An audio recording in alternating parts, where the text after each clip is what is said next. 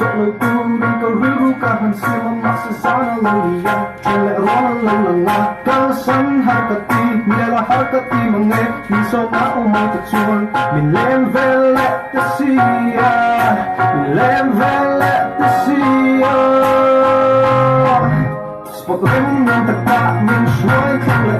ang sumbang at ibuwan Tingin ng laparan That dog vodka whiskey Tidang tepo Iyan sarahan ng chuan Kung mga yabok chuan Magtanda rin o tikha Ang ang pomsua mailan Lalipay ng chuan Kaming pomsua meklahi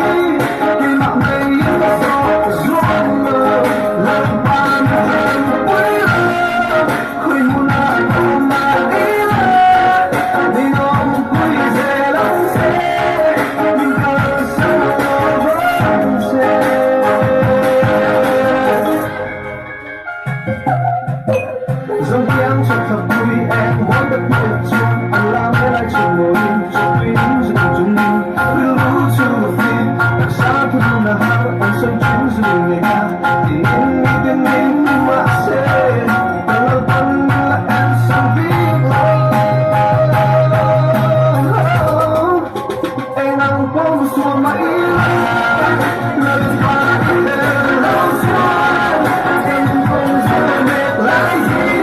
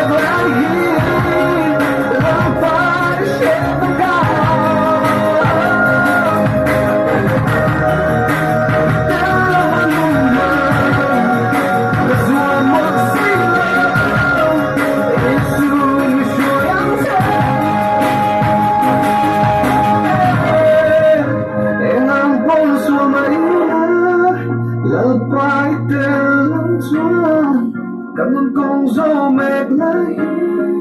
Cái mà mây có gió ruộng